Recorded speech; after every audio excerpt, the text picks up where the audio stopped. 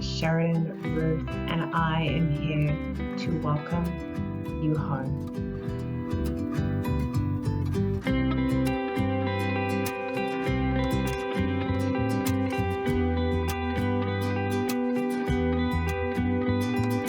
This is the Exposed Podcast.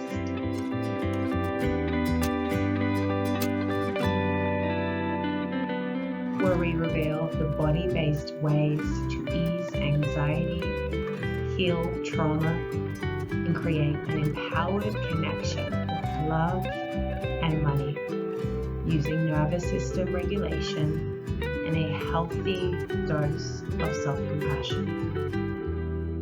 Welcome. Today we're talking all about body acceptance, eating, disordered eating, body love at all phases of life with Abbey. Abbey is a board certified health and mindset coach and owner of Wellness with Abbey. Abbey believes that all women deserve to feel healthy and confident in their body while living the life they love. Through her private coaching practice, Abbey works one-on-one with women to help them find their own unique confidence by creating simple, emphasis on simple, and effective healthy habits that work for them, their lifestyle, and their goals. Abbey knows that there is no one-size-fits-all cookie-cutter approach, and she honors your individuality and believes so deeply that no matter where you are studying or what you've tried in the past, it's possible to achieve any goal you set for yourself. I'm very excited to get into today's episode. Abbey and I really connected over how little comments you can make, what you might hear about your body, your appearance, or even about the different changes in life that women anticipate, such as pregnancy, can affect the way that you see yourself and therefore the way that you treat yourself and therefore the way that you eat.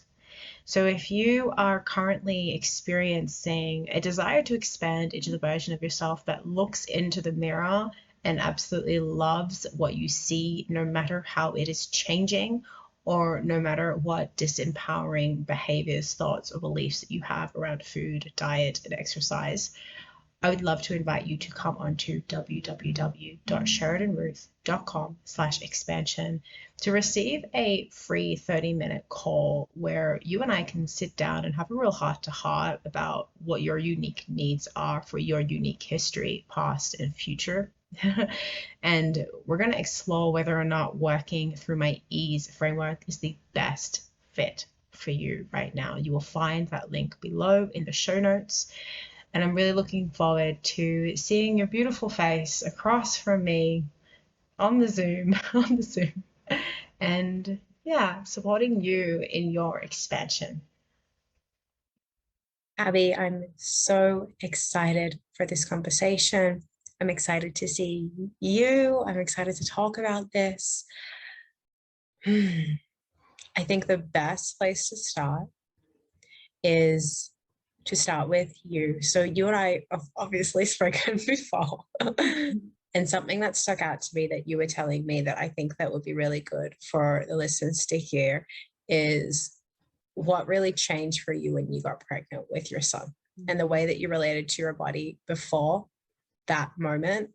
Yeah. And then how you relate to your body now. Can you tell us a little bit of your story? Yes, absolutely. So I'll start back when it all started. When I was about 12 years old, I was in gymnastics. I loved it, right? Like it was my favorite part of the week. I loved everything about it. I loved my coaches, like obsessed with them. And one day, one of them made a comment around the lines of be careful to not gain weight. Gymnasts are meant to be small and you just have to be careful. And, you know, a lot of little girls probably wouldn't have thought anything of it. They may not have even heard it. But for me, those words stuck to me like glue. I carried those words around for, I say 20 years, but I think it's more like 25 years. To the point where everything I did came back to that one simple phrase. And I always thought I was the healthy one, right? I would work out and I watched what I ate, and I thought that's kind of just what girls and women did. And then flash forward to, my late 20s, actually maybe even early 30s. Yeah, early 30s. I got pregnant with my first child, who is now 8 years old, a little boy.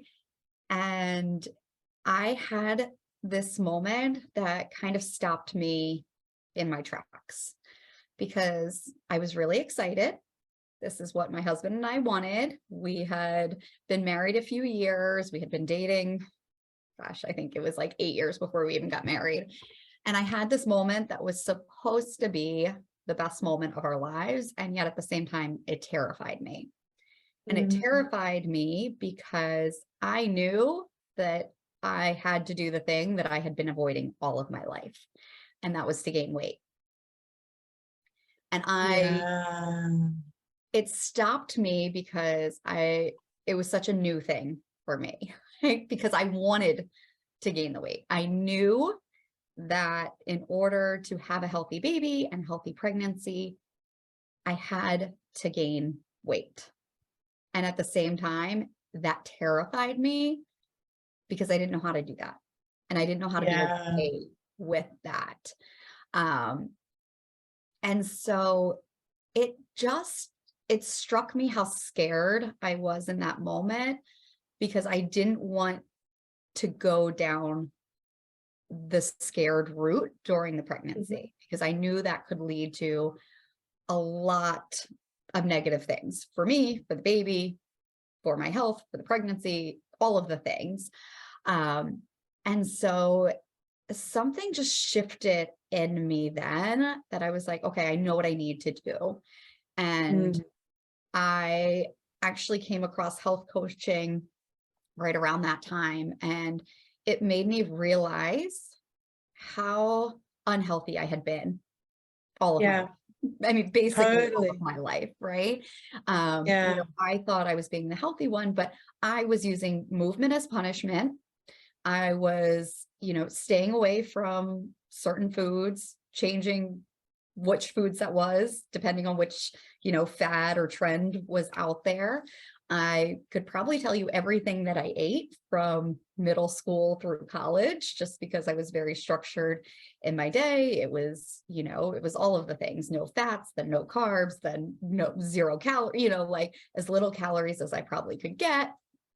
And then anytime I did have something, I would go and run it off, or I'd be in my room doing crunches, or like anything that I could do to kind of make up for that. And really the worst part was how I talked to myself when I looked in the mirror and throughout the day. Like, I mean, even sitting there and like crossing my legs and being like, oh, those thighs are really big. And like trying to put my hands around, like how far up could I go? And then doing it the next day and being like, oh, I don't know. I think I'm not going as far as I did the other day. Like it was just this negative spiral. And the way, like looking back, I think about it as like the old time movie projectors that like you can hear like clicking.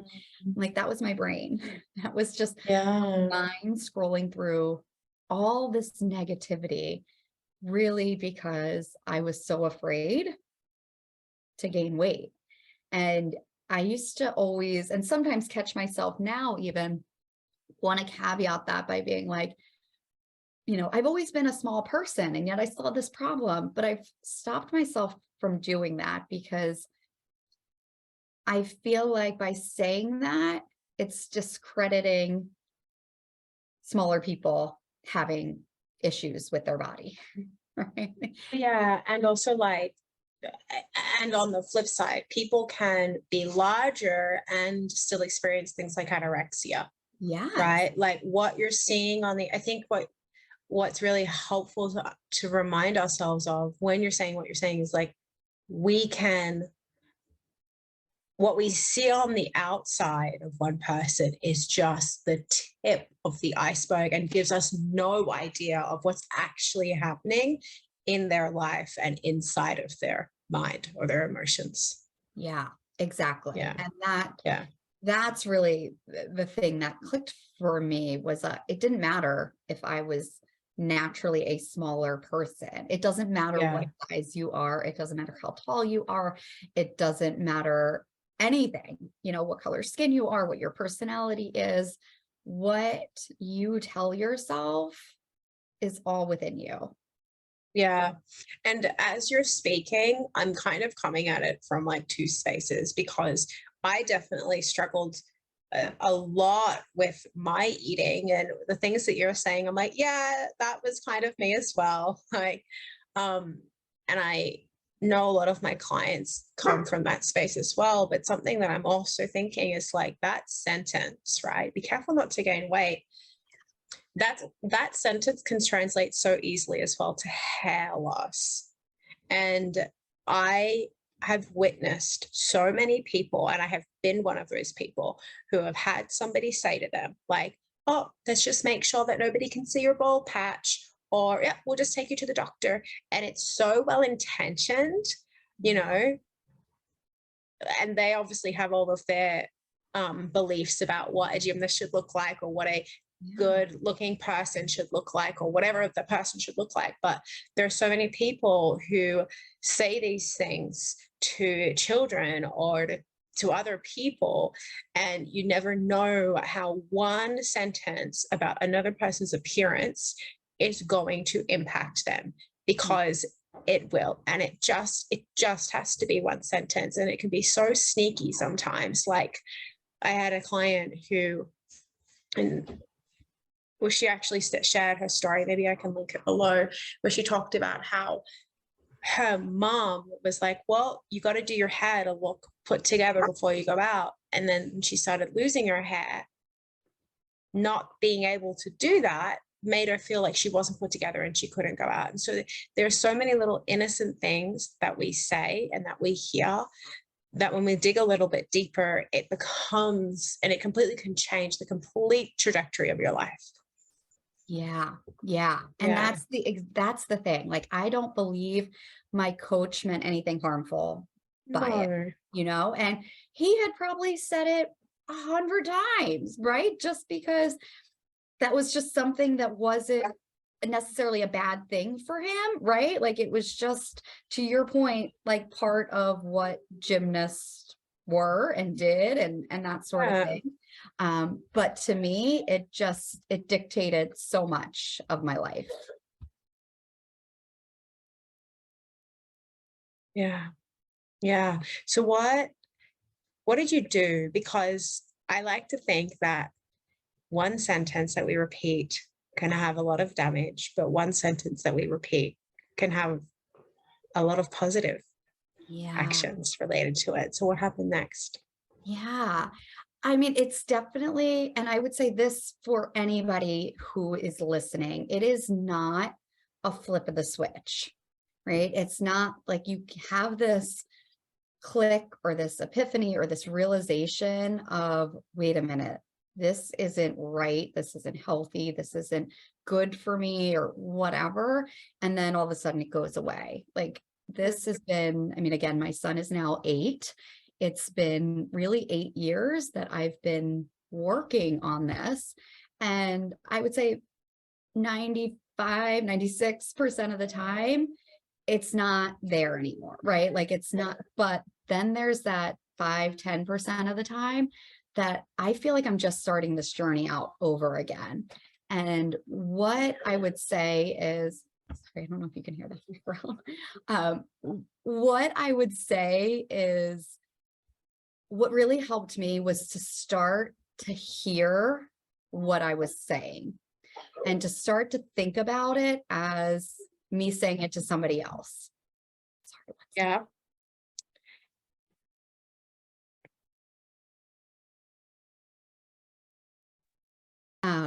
And when I started to think about that, and it started when I was pregnant, and to think, I didn't know if I was having a boy or a girl at the time, and it doesn't really matter. But I started to think about, if this is my daughter and she had these thoughts, how would I feel about that? how would I feel about her saying these things to her? And I just started to think about me actually projecting it to somebody else. And that was really impactful for me. And I would say anybody who's going through this can do this. Take a minute when you catch yourself, because that's the first step. You have to become aware and think about say it out loud or write it down. It's almost like you want to start writing that script down to realize what it is that's actually going on. You know, like I said, it was like a movie projector for me. And so actually writing out that movie was really painful, and it's going to be uncomfortable. But it's also uncomfortable to tell yourself this stuff over and over again. Yeah, and that's what we'll do. We will take the discomfort of what we're used to, instead of the discomfort of something new, even though we want something new. So I actually kind of want to invite everyone to write down for a day all of the thoughts that they have. Like keep a little thing, like a pen next to your desk, and just like in between your meetings or whatever you're doing, just like, oh, these were the kind of thoughts that I was having, including the ones that are you judging yourself for having those thoughts. Yes. And I think that's a big piece. And a lot of what I work with my clients on is releasing that judgment, because all that self-talk is judgment. But then we have the thoughts and we become aware of them. And then we add a layer of judgment on because we think, I can't believe I'm having these thoughts. I shouldn't be thinking these things. I'm such a terrible person. I can't, other people aren't doing this. You know, I wish I could just do this. And it's like layer on judgment. Yeah. And it's coming into it of like, this is just my script. So do you do a lot of work going back into understanding why you have those thoughts, or why you or your clients have those thoughts? I do not. What I do is we recognize them and we stay with them. We talk about, okay, when we have these thoughts, how does that make us feel? What are we doing when we feel this way, right? Like I have the approach that our thoughts create how we feel, and then how we feel is going to dictate all of our actions. So my thoughts were very crappy, right? And so I took very crappy actions in terms of watching all the stuff that I ate, cutting out all my favorite things, not even eating birthday cake for 15 years. You know? Oh my God, what? Oh, I think I just died. Not to me, like it was like good and bad, and that was kind of it. I wouldn't let myself go into that bad. So what we do is recognize how the thoughts are making you feel, and then what actions those are producing, and then start shifting into, okay, well, what is the result that you want? Because the actions that you take are going to lead you to one result or another. So we can start with the result, and then we can kind of work backwards and think about, okay, if this is your result, how do you feel about this result? How would you feel if you were to look in the mirror and like what you see or appreciate what you see? And sometimes going to loving it can be too far. So we don't even start there. But how can you just look in the mirror and be okay? To not go to the negative side of things. And so how would that make you feel if you looked in the mirror and you didn't have any negative thoughts? You don't have to have the positive, but you don't have any negatives, right? And a lot of that time it's, oh, I would feel free, or I would feel, you know, a little more confident. And it's like, okay, well, when you feel free, what are the things that you're doing? And we develop that sort of action plan from it. But then we bring it back to, okay, well, when you feel free, when you're taking these actions, what are you thinking? Because the thoughts that you have in your mind create the results that you end up with. And so if you can kind of fill in these gaps of feeling free, feeling confident, feeling okay, feeling neutral, feeling whatever it is for you, you can build then your belief in yourself.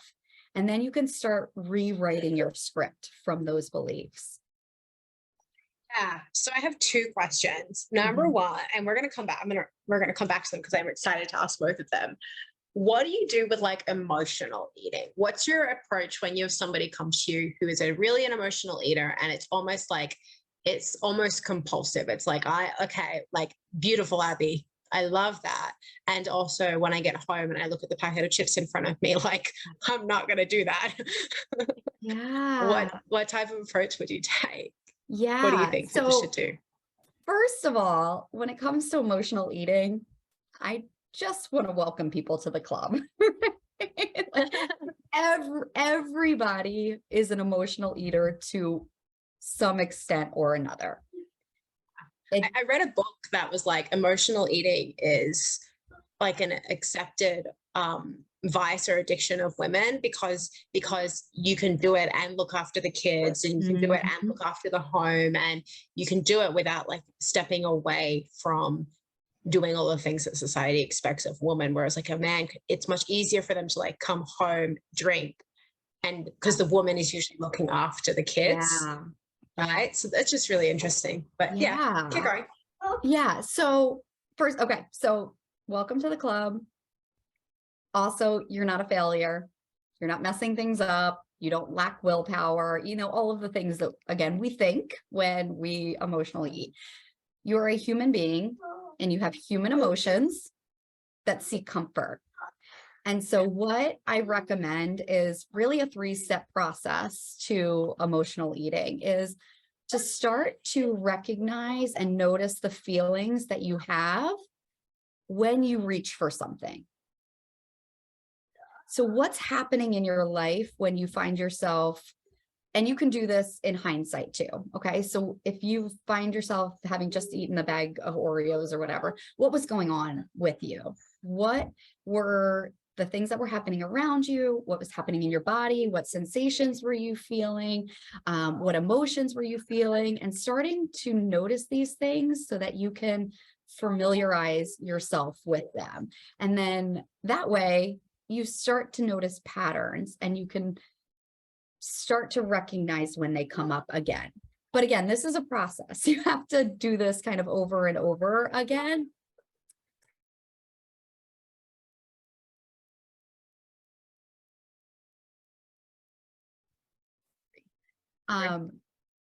And so starting to recognize these things, and you don't have to do anything else at first. You just need to notice it. When it happens, when it's happening, just start to notice like what's going on with your body. Yeah. And then the second step is to sit with the emotions. So most of us run from them. We want to sweep them under the rug. We want to hide them. We're trying to mask them with the food.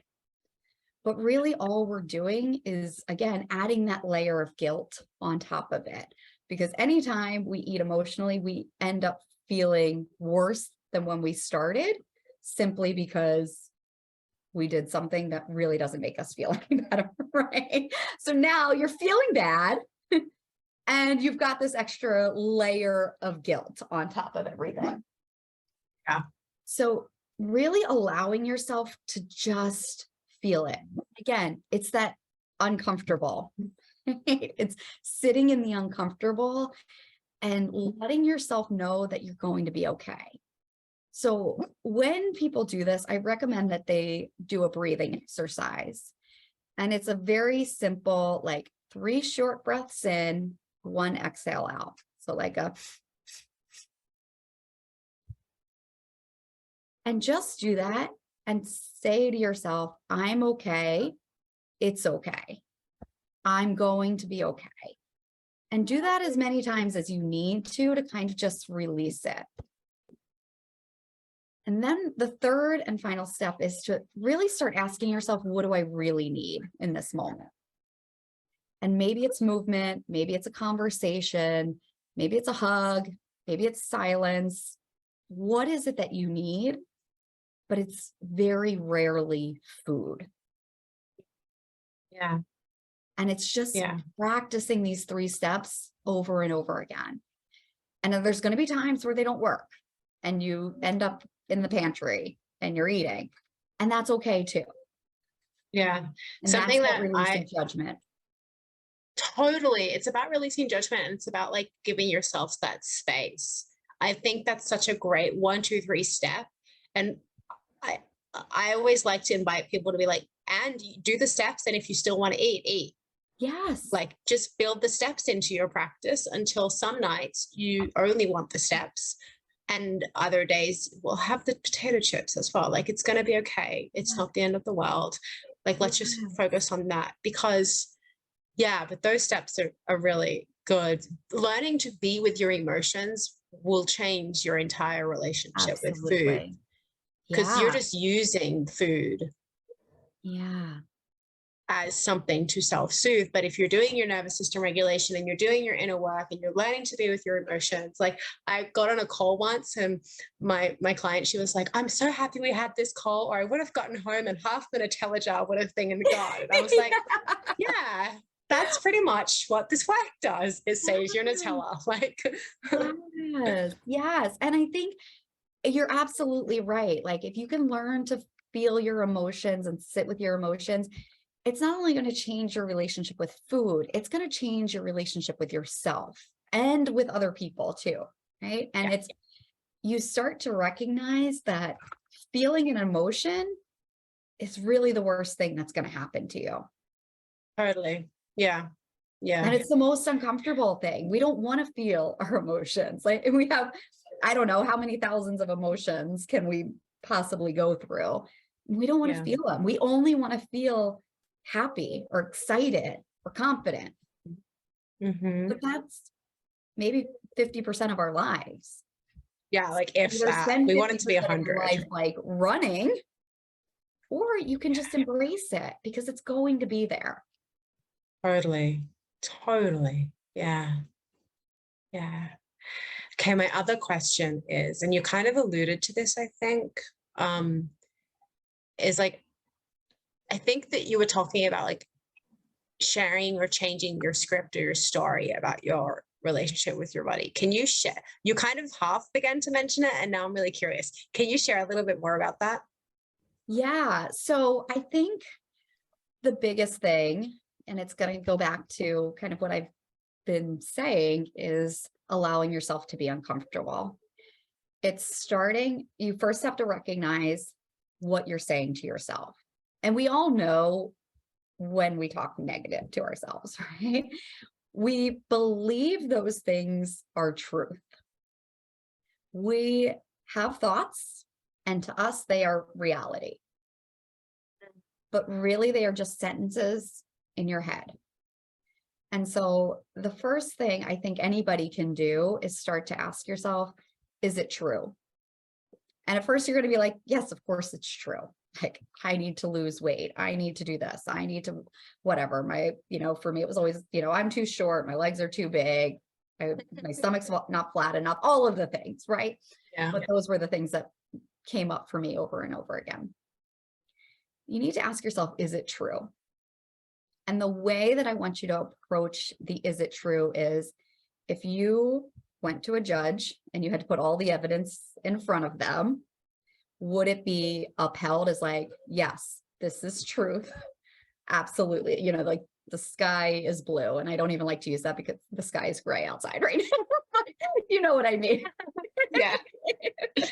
Yeah. Like 100% with beyond the shadow of a doubt, is it 100% true in all perspectives and realms of universe? Yes. And when it comes to your body, like, would your mother's agree? Would your best friend agree? Would your sister agree? Would your partner agree? Like, whatever you need to do to think about, is this true? That's what you need to think about. Because what you're doing there is actually really important, I think, because like most of the time it's not true, but sometimes it is going to be true. Like you might say, let's just say like, I need to lose weight.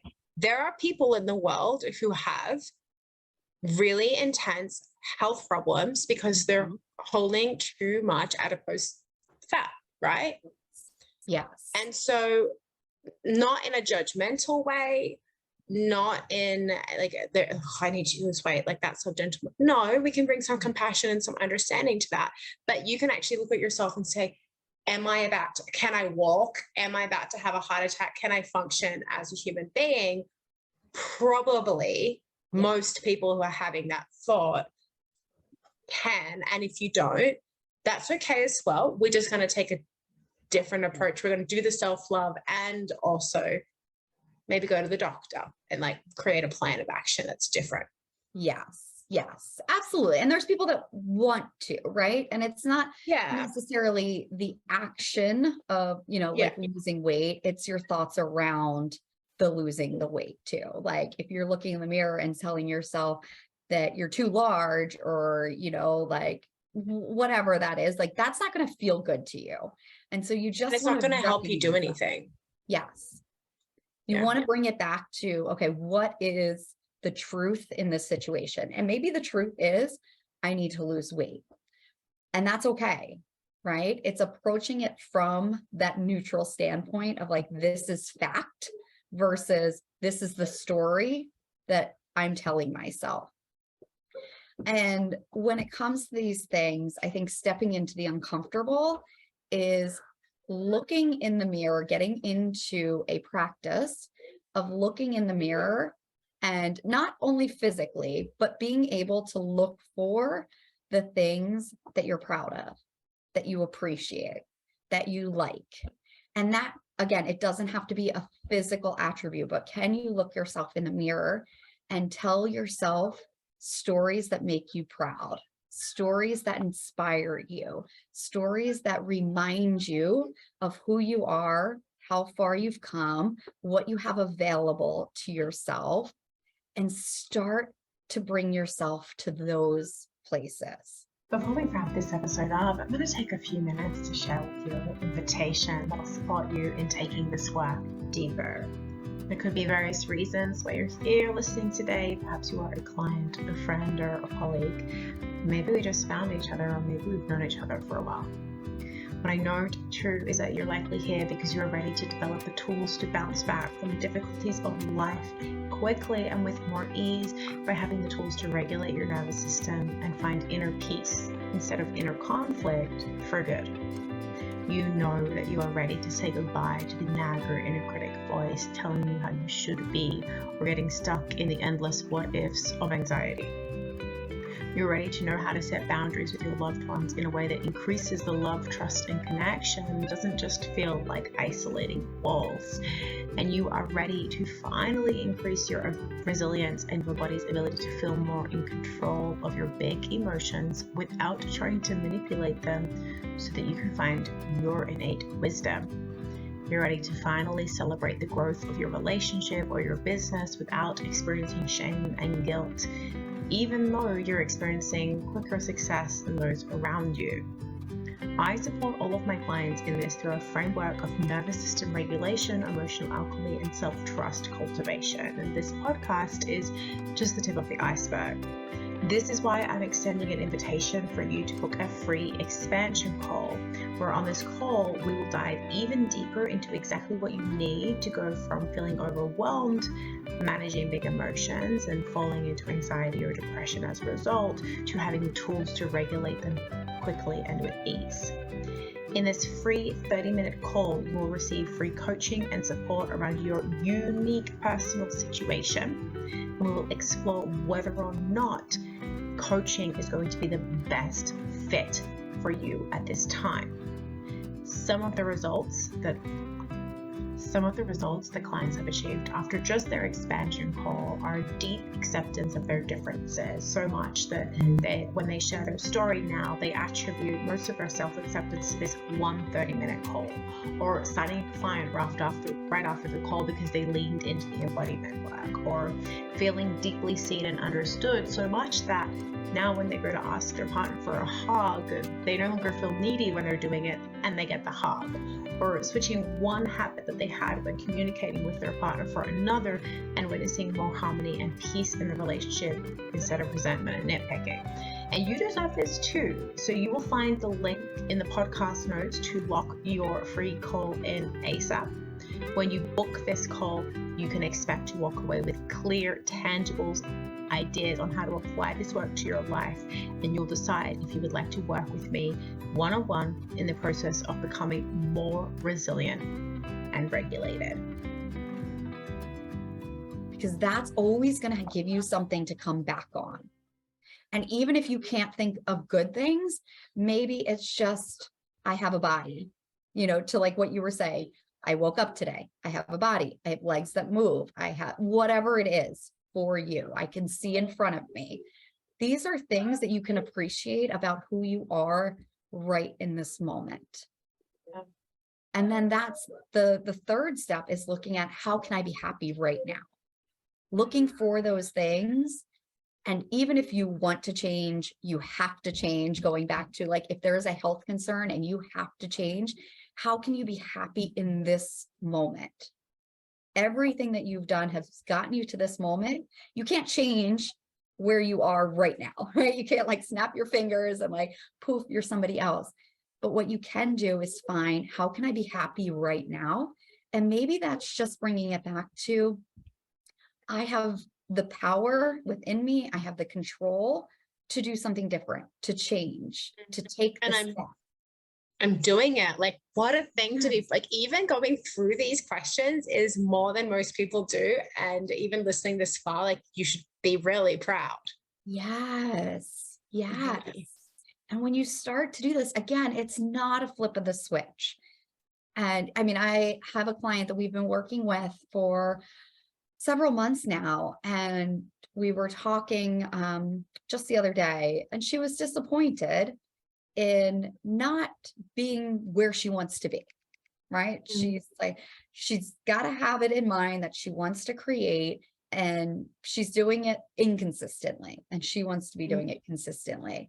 And she's like, I feel really disappointed. And that's okay. You can feel that disappointment, right? Again, it's allowing yourself to feel all the emotions and to feel uncomfortable. But then it's also looking at, okay, but where are you now versus where you were a year ago, 6 months ago, 3 months ago, last week, yesterday? You're farther along, even if you're not physically where you want to be or emotionally where you want to be. You're creating skills and awareness and understanding to get you to that next step. And that sometimes is the most powerful change that you can make, the change that you don't see. Yeah. Yeah. And that just speaks to what we were saying before. We cannot judge what somebody should be feeling or what somebody might be feeling or doing from the outside. The stuff that is on the inside is much more powerful than how you look on the outside in somebody else's opinion. Yeah. And don't judge yourself for how you're feeling. You're feeling something because of, again, what you're thinking about it, what's happening in your body. These are just things that you're experiencing. They're not good. They're not bad. They don't make you wrong or right. It's okay. Yeah. Yeah. I think that's the perfect place to stop. This topic is really big and deep and wide, and we could rabbit hole about it all day and all long. And we will at different points. But today, this is what people can focus on. This is what you can focus on. This is what can take you to the next few steps. And if and when you want any support with it, you'll be able to find Abbey and myself down below. Yeah. Abbey, there was something that I know that you wanted to share with the listeners. Is there anything that you want to share before we sign off? I just really want people to know that you are so special the way that you are to so many people around you, and to be able to recognize what people see in you is such a powerful tool. And so just remember that no matter where you are, you're inspiring somebody today, and to just carry that with you. You don't have to know what it is, but just know that it's there. And you're doing the same for other people too. Yeah. Oh, that's beautiful. Oh, I love that so much. Thank you, thank you, thank you, thank you, thank you. You guys will be able to find Abbey with the links below. I'm also going to be sharing a little resource that she has that she's created for you. It's a guide for being healthy and confident. And that way you guys can start playing around, walking towards being more healthy and confident. As always, thank you so much for listening. We can't wait to see you in the next one.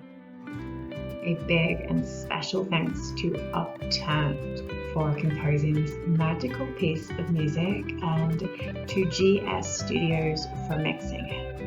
To find Upturned's other tracks or ask for your own special custom piece of music, go say hello using their contact details in the show notes.